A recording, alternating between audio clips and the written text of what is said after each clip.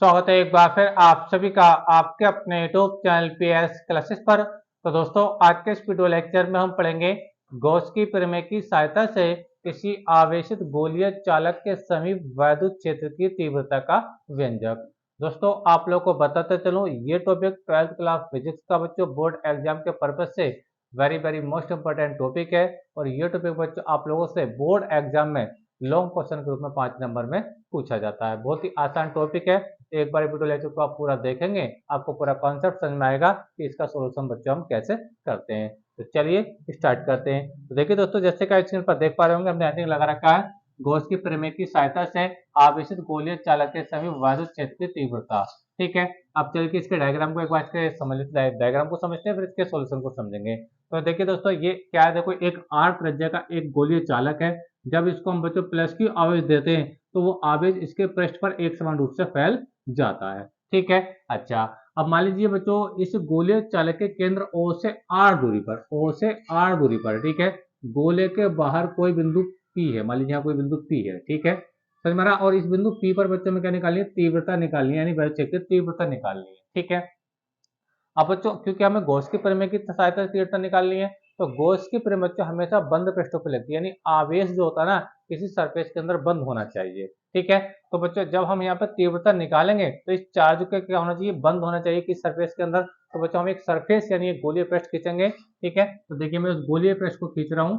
ये देखिए, तो ये जो चार्ज आप देख पा रहे होंगे बच्चों प्लस प्लस का, ठीक है, ये इस सरफेस के अंदर आ जाएगा। ठीक है, समझ में आ रहा है आप लोग को मेरी बात। ये देखिए बच्चों, इसको बोलते हैं बच्चों गॉसियन पृष्ठ। क्या बोलते हैं बच्चों, ये जो पृष्ठ मैंने खींचा बच्चों, इसको बोलते हैं हम गॉसियन पृष्ठ कहते हैं। क्या बोलते हैं बच्चों, गॉसियन पृष्ठ, गॉसियन पृष्ठ बोलते हैं। ठीक है।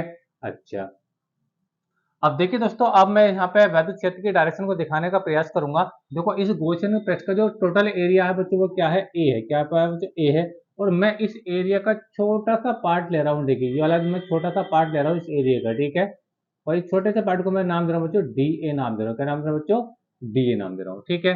अच्छा, अब देखो इस बिंदु पी पर मैं इलेक्ट्रिक फील्ड के डायरेक्शन को देखूं तो वैद्युत क्षेत्र की तीव्रता जो होती है बच्चों, हमेशा प्लस आवेश से क्या होती है बच्चों, दूर की ओर होती है। ठीक है, तो ये इस पे प्लस चार्ज आप देख पा रहे हो गोले पर, तो तीव्रता जो होगी बच्चों प्लस आवेश से दूर होती है, इसलिए बच्चों ये ई की डायरेक्शन है, ये वैद्युत क्षेत्र की तीव्रता की दिशा होगी।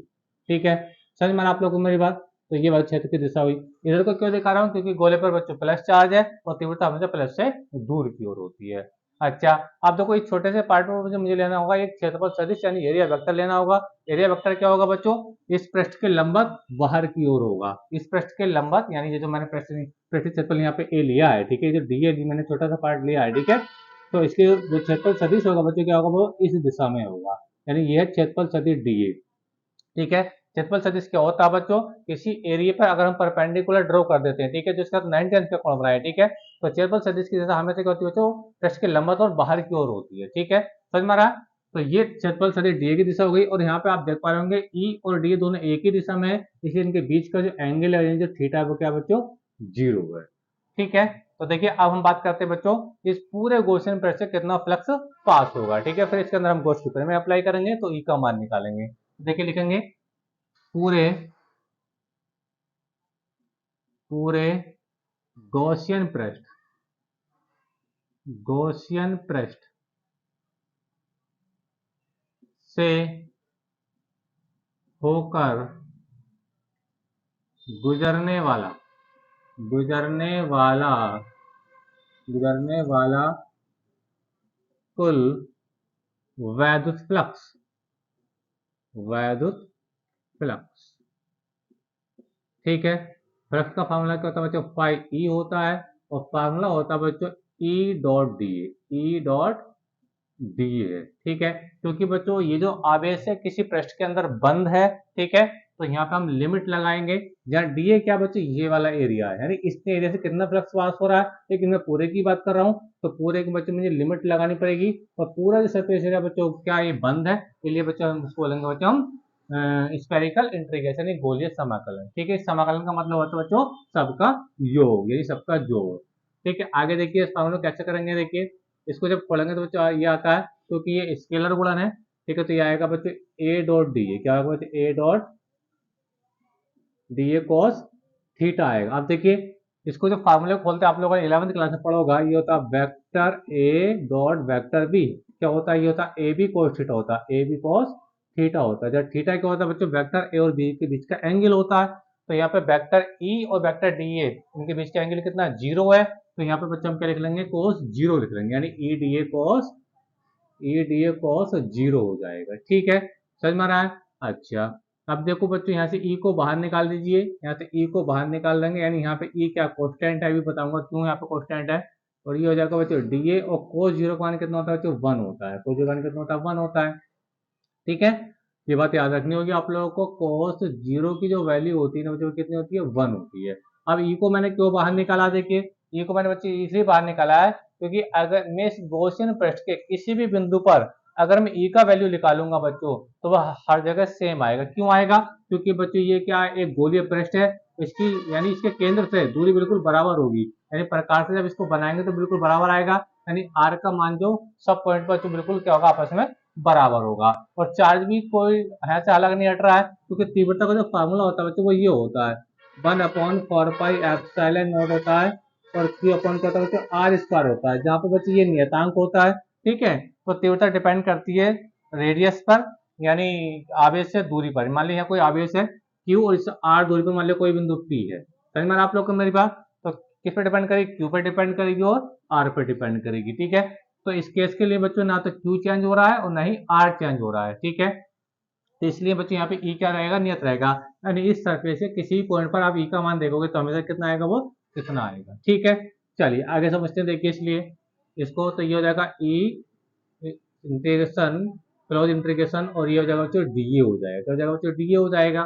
ठीक है, अच्छा अब ये देखो क्योंकि ये जो पृष्ठ है बच्चों गोल है, यानी ये फुटबॉल की भांति है, 3D स्ट्रक्चर है, तो ये गोला है, तो गोले का ये जो चीज आप देख पा रहे हैं ना, ये surface integration spherical integration DA, इसका मतलब ये होता है बच्चों, मैं आपको बताते चलूं, डी ए बराबर होता है बच्चों, ये होता है गोले का पृष्ठीय क्षेत्रफल, यानी 4πr स्क्वायर होता है। ठीक है, यानी इस पूरे का जब एरिया निकालेंगे तो बच्चों कितना होता है, आपने मेंसुरेशन में पढ़ा होगा, गोले का पृष्ठीय क्षेत्रफल क्या होता है बच्चों, 4πr स्क्वायर होता है। ठीक है, तो देखिए फाइव ई इजिकल टू बच्चों कितना हो जाएगा, फाइव ई इजिकल टू हो जाएगा, ये ई आपके पास बच्चों ऐसे ही है, और ये हो जाएगा बच्चों 4πr स्क्वायर हो जाएगा। ठीक है, 4πr स्क्वायर, इसको समीकरण नंबर बच्चों में 1 कह देंगे। ठीक है, समझ में आप लोग को मेरी बात। अच्छा अब यहाँ पे हम अप्लाई करेंगे गॉस की प्रमेय, क्या करेंगे बच्चों, गॉस की प्रमेय, तो लिखेंगे गॉस की प्रमेय से, गॉस की प्रमेय से, गॉस की प्रमेय क्या कहती है, ये होती है बच्चों फाइव ई इजिकल टू होता है बच्चों आपका क्यू बताओ एप्सिलॉन नॉट, क्या होता है बच्चों, क्यू अपॉन एप्सिलॉन नॉट होता है। इसको हम समीकरण नंबर बच्चों हम 2 मान लेंगे, समीकरण नंबर 2। ठीक है, अब करेंगे हम समीकरण 1 व 2 से, समीकरण 1 व 2 से, समीकरण 1 और 2 से चलेंगे तो देखो दोनों समीकरणों 5 सेम है, इसलिए कैंसिल आउट हो जाएगा, यानी इनकी जो आपकी जो RHS है इसको सॉल्व कर देंगे। तो पहले ये क्या देखिए, 5 से 5 कैंसिल आउट हो जाएगा, तो ये क्या देगा उसको लिख लेंगे। देखिए ये है बच्चों ई, और ब्रैकेट में है आपका ये 4πr स्क्वायर। ठीक है, और इधर क्या बच्चों क्यू बाई एप्सिलॉन नॉट है, तो एक क्यू बाई एप्सिलॉन नॉट बच्चों आपका ये आ गया। ठीक है, क्योंकि मुझे तीव्रता का फार्मूला निकालना है, मुझे ई का वैल्यू निकालना है, तो ई का वैल्यू जब निकल के आएगा तो इसको लिख सकते हैं बच्चों हम 1 अपॉन, इसको अपन लेंगे तो अपन पहुंचेगा ये 1/4 एप्सिलॉन नॉट, और ये क्यू ऐसे रहेगा, साथ में ये जो आर स्क्वायर बच्चों ये आ जाएगा। ठीक है, तो ये वैद्युत क्षेत्र की तीव्रता का फार्मूला निकल के आ चुका, मात्रक होता है इसका मीटर प्रति कूलम। ठीक है, तो बच्चों इस प्रकार हमने देखा कि गॉस की प्रमेय की सहायता से हम किस प्रकार किसी गोलीय चालक के सही वायु की तीव्रता का व्यंजक निकालते हैं। ठीक है, समझ में आप लोग को मेरे, वैसे देखो वायु चल की तीव्रता का व्यंजक यही होता है, अगर आप गॉस की प्रमेय अप्लाई अगर ना करें, किसी आवेश से अगर तीव्रता निकाले, मान लो यहाँ पे प्लस क्यू आवेश है, ठीक है, तो इससे आर दूरी पर मान लो कोई बिंदु क्या पी है, और यहाँ पर तीव्रता देखेंगे ना, ई का मान अगर देखेंगे बच्चों तो वो कितना आता है, ये आता है 1/4πε0, ठीक है, क्यू अपॉन क्या होता है बच्ची, आर स्क्वायर होता है। तो आप इस फार्मूले को देखिए और इस फार्मूले को देखिए, बिल्कुल सेम है क्या ना, बिल्कुल सेम है। ठीक है, समझ में आप लोगों को मेरी बात, लेकिन शर्त क्या, इसके अंदर गॉस की प्रमेय हमने अप्लाई करी है, क्या है बच्चों, गॉस की प्रमेय अप्लाई करी है, इसी के बेस पर हमें डायरेक्शन को प्रूव करना था। तो आइए बच्चों जानकारी अच्छी लगी होगी। तो आज के इस वीडियो लेक्चर बच्चों हमने जाना कि किस प्रकार हम गॉस की की प्रमेय की सहायता से किसी आवेशित गोलीय चालक के समीवादी की तीव्रता का व्यंजक निकालते हैं। बच्चों इतना आपको करने आता है और ये लॉन्ग क्वेश्चन बच्चों आप लोगों से 5 नंबर में बोर्ड एग्जाम में पूछा जाता है। जानकारी अच्छी लगी, वीडियो अच्छा लगा तो वीडियो को लाइक अपने दोस्तों में शेयर कर दीजिए। चैनल पर नए तो चैनल को सब्सक्राइब कर लीजिए और कमेंट करके जरूर बताइए कि वीडियो अच्छा कैसा लगा। मिलेंगे नेक्स्ट वीडियो में इस नेक्स्ट टॉपिक के साथ, तब तक के लिए धन्यवाद। Best of luck.